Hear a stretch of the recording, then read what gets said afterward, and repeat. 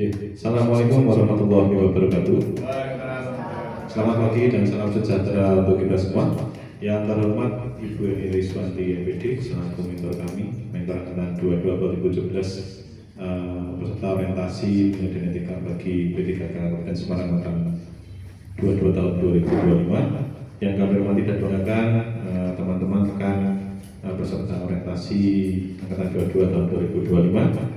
Puji syukur kita panjatkan kehadiran Allah Subhanahu wa taala karena atas rahmat dan karunia-Nya kita dapat berkumpul dalam acara seminar hasil orientasi dan rencana hasil kerja P3K angkatan 22 tahun 2025. Bapak Ibu serta rekan-rekan yang saya hormati, kegiatan seminar ini merupakan bagian dari tahapan akhir pelaksanaan orientasi P3K sebagai bentuk pertanggungjawaban dan penyampaian hasil pembelajaran selama masa orientasi.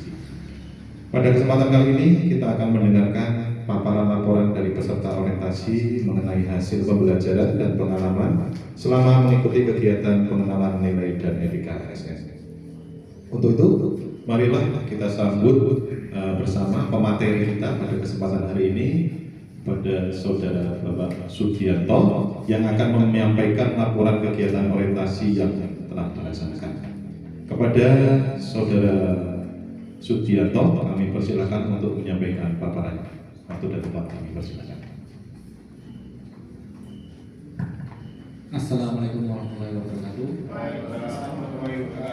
Terima kasih atas waktunya kepada Bu Eni Riswanti yang terhormat, kepada teman-teman angkatan 22 tahun 2025. Pada kesempatan ini saya akan memaparkan pengenalan nilai etika instansi bagi pegawai pemerintah dengan perjanjian kerja Jakarta. Perkenalan diri, nama saya Sugianto.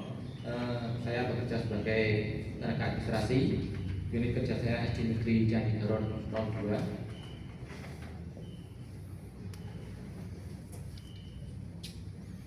Fondasi P3K profesional. P3K adalah ASN yang diangkat berdasarkan perjanjian kerja untuk melaksanakan tugas pemerintahan. Peran mereka strategis dalam bentuk pembangunan dan layanan publik di Kabupaten Semarang. Membagi P3K dengan pengetahuan sikap dan perilaku sesuai nilai serta etika instansi untuk mendukung visi dan organisasi dengan berdasarkan nilai akhlak. Fokus orientasi ini adalah investasi penting untuk membentuk mentalitas dan profesionalisme aparatur, khususnya bagi P3K, jabatan pengadministrasi Kabupaten sebagai tenaga kependidikan profesional. Selanjutnya, visi dan misi Kabupaten Semarang. Misi Kabupaten Semarang tahun 2005-2009 bersatu berdaulat berkepribadian sejahtera mandiri yang disebut berdikari dengan semangat gotong royong berdasarkan Pancasila dalam tingkat negara Kesatuan Republik Indonesia yang berbhinneka tunggal ika. Misi utamanya adalah meningkatkan kualitas SDM unggul, meningkatkan kemandirian perekonomian daerah, meningkatkan pemerintahan yang baik dan bersih, meningkatkan pemerataan pembangunan, meningkatkan kepastian hukum dan HAM, meningkatkan pengelolaan SDA dan lingkungan hidup, meningkatkan pemberdayaan pemuda, olahraga serta melestarikan seni dan budaya lokal. Selanjutnya, nilai budaya kerja ASN berakhlak, berorientasi pelayanan, memahami dan memenuhi kebutuhan masyarakat, akuntabel, bertanggung jawab atas pekerjaan yang diberikan, kompeten, terus belajar dan mengembangkan kapabilitas diri, harmonis, saling peduli dan menghargai perbedaan, loyal, berdedikasi tinggi demi bangsa dan negara, adaptif, terus berinovasi dan antusias menghadapi perubahan, kolaboratif, yaitu membangun kerjasama yang sinergis untuk tujuan bersama. Nilai-nilai ini menjadi landasan bagi setiap P3K untuk menjadi bangga melayani bangsa. Manajemen dan penilaian kinerja P3K. Manajemen kepegawaian berdasarkan sistem merit meliputi penetapan kebutuhan, pengadaan gaji, tunjangan, pengembangan kompetensi, penghargaan, disiplin, pemutusan hubungan kerja dan perlindungan. Penilaian kerja dilakukan secara objektif, terukur, akuntabel, partisipatif, dan transparan untuk menjamin objektivitas, perpanjangan perjanjian kerja, dan pengembangan kompetensi. Selanjutnya, tujuan manajemen P3K adalah menghasilkan P3K profesional, beretika, bebas berintervensi publik, dan bersih dari KKN. Visi dan misi distributora, tentunya insan yang berkarakter dan kompetitif berlandaskan gotong royong. Misinya penyelenggaraan pendidikan bermutu, akses pendidikan yang merata dan terjangkau, kualitas SDM unggul, beriman, bertakwa, berkepribadian, menguasai teks, pemberdayaan pemuda, olahraga, pelestarian seni dan budaya lokal. Selanjutnya, visi dan misi sekolah SD Negeri Candi Daron 2. Visinya yaitu mewujudkan peserta didik yang beriman dan bertakwa kepada Tuhan Yang Maha Esa, berkarakter unggul dalam prestasi, berwawasan global, berjiwa konservasi, dan ramah anak. Misinya adalah menyelenggarakan pendidikan agama sesuai dengan agama pendidik peserta didik, penyelenggaraan pendidikan berbasis karakter, melaksanakan pembelajaran berbasis saintifik sesuai abad 21. Melaksanakan kegiatan ekstrakurikuler, melaksanakan pembelajaran berbasis teknologi informasi, melaksanakan sekolah bersih, melaksanakan program anti bullying. Selanjutnya, ini adalah saya terangkan rencana hasil kerja. Rencana hasil kerja pimpinan yang sudah diintervensi, yaitu tersusunnya laporan pengelolaan satuan pendidikan yang berorientasi pada peningkatan pembelajaran ini. Indikatornya adalah tingkat kualitas laporan pengelolaan satuan pendidikan yang berorientasi pada peningkatan pembelajaran sesuai perencanaan dan standar yang digunakan. Rencana hasil kerjanya adalah tersusun dan terlakunya perencanaan satuan pendidikan dalam mewujudkan pendidikan yang bermutu. Triwulan 1. Indikator kinerja individual. Tersusunnya perencanaan anggaran sekolah atas penetapan LPJ POS pada triwulan 1. Tercapainya data pokok pendidikan secara valid secara berkala. Tersusunnya laporan bulan dan kehadiran guru pada triwulan 1. Kegiatan dan tahapan yang saya lakukan adalah mengumpulkan data atau dokumen hasil kerja, mengolah data atau dokumen, membuat kerangka laporan, menulis laporan, mengedit laporan, dan menyajikan laporan. Kegiatan waktunya adalah semuanya tersusun atau tersusun laporan dokumen. Penerapan nilai berakhlak adalah berorientasi, pelayanan akuntabel, kompeten, harmonis, loyal, adaptif, kolaboratif. Ini tidak saya terangkan, hanya ke triwulan 2, ke triwulan 3, dan ke triwulan 4.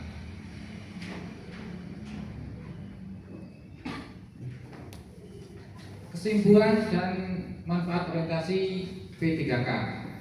Peningkatan kompetensi MOC, peningkatan pedagogik, teknis, dan manajerial P3K sesuai bidang tugas masing-masing. Adaptasi teknologi, efisiensi waktu dan biaya, memungkinkan akses materi secara fleksibel di seluruh Kabupaten Semarang. Penguatan karakter dan profesionalisme, membentuk P3K berintegritas, akuntabel, dan berorientasi pelayanan publik, dukungan kerja daerah, aplikasi pengetahuan di unit kerja masing-masing, berkontribusi pada peningkatan layanan publik dan pencapaian target pembangunan.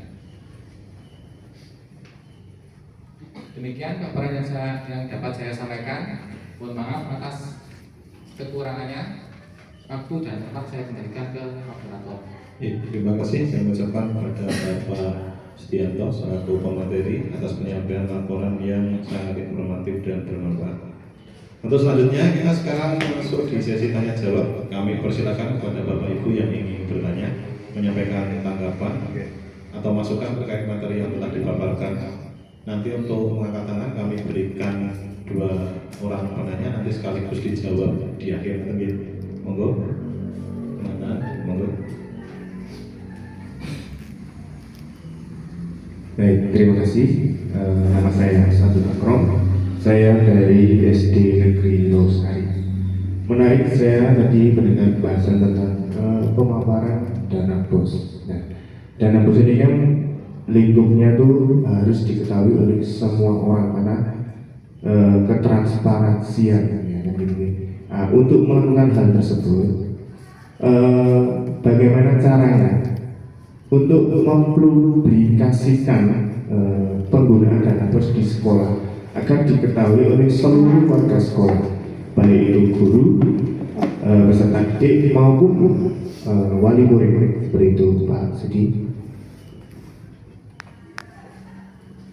Terima kasih kepada Bapak Kasat Agrom dari SD Losari. Pertanyaan pertama.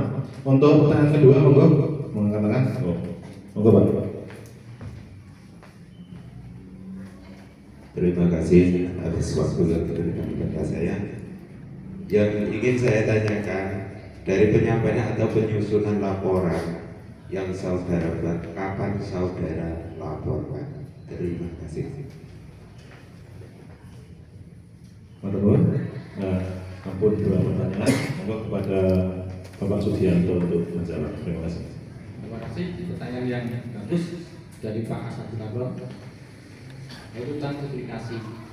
Publikasi dari dokumen yang saya lakukan SPJ BOS adalah untuk secara online. Kami laporkan di kemdikbud.go.id.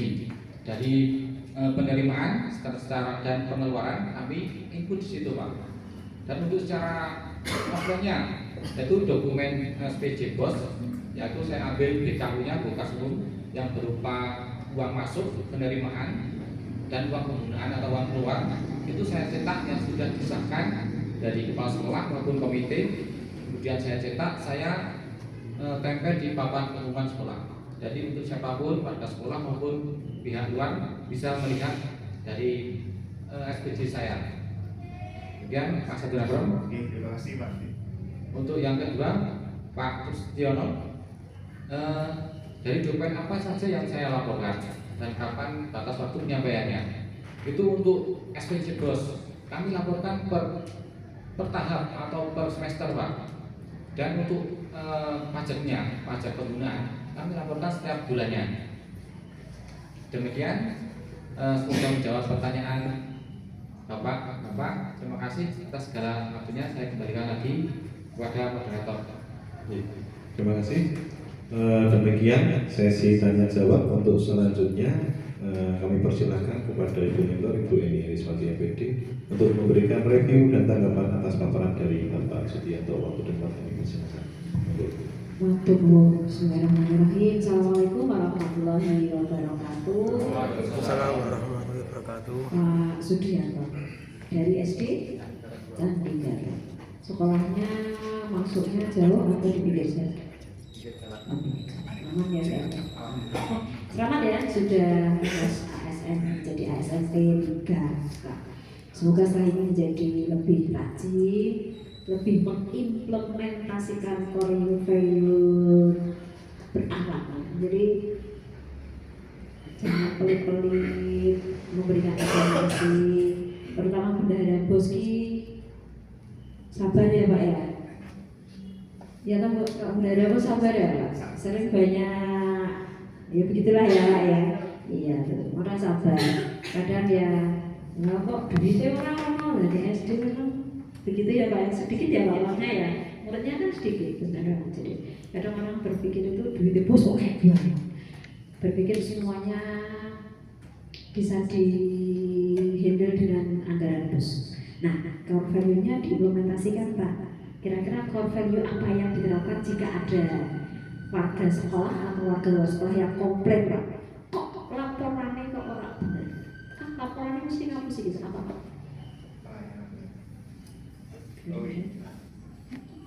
Apa? Core value yang mana Pak? Berakhlaknya tadi? Yang mana? Di core value-nya di ya. Terus buat Pak. Nah ini Pak. Tadi maju. Ya, yang mana Pak? Kalau ada tadi komplain gitu, yang mau diterapkan yang mana?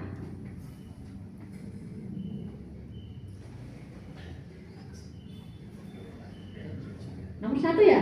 Iya. Ya, berorientasi pada pelayanan. Jadi Bapak Ibu itu kembali lagi tugasnya ASN itu melayani Pak. Biar caranya melayani, nek nesu gitu tetap guyu. Kemudian yang komplain tadi yang datang ke sekolah pakai kamera, hati-hati gitu ya. Secara keseluruhan dari penampilan hari ini luar biasa, sudah Bapak menguasai ini ya laporannya. Dan yang perlu diperbaiki satu Pak Sudi, jangan terlalu sering menghadap ke sini. Jadi yang sana ada ya. Tadi terlalu sering nengok ke sini ya karena begini ya Pak. Memang mungkin kadang layarnya betulnya di sana ya Pak. Jadi begitu ya Pak. Begitu ya Pak. Itu saja dari penampilan. Tapi semuanya bagus. Tepuk tangan untuk Pak Sudi. Saya serahkan ke Pak Buyo. Terima kasih. Wassalamualaikum warahmatullahi wabarakatuh. Terima kasih Ibu Eni Susanti MPD. Bapak Ibu dan rekan-rekan sekalian, demikian paparan dengan hasil orientasi dan rencana hasil kerja oleh Bapak Sudianto pada kesempatan pagi ini. Semoga kegiatan ini membawa manfaat dan menjadi langkah awal untuk terus berkontribusi positif bagi instansi dan masyarakat. Terima kasih atas perhatian Bapak Ibu dan rekan-rekan semua. Kami akhiri. Wassalamualaikum warahmatullahi wabarakatuh. Waalaikumsalam warahmatullahi wabarakatuh.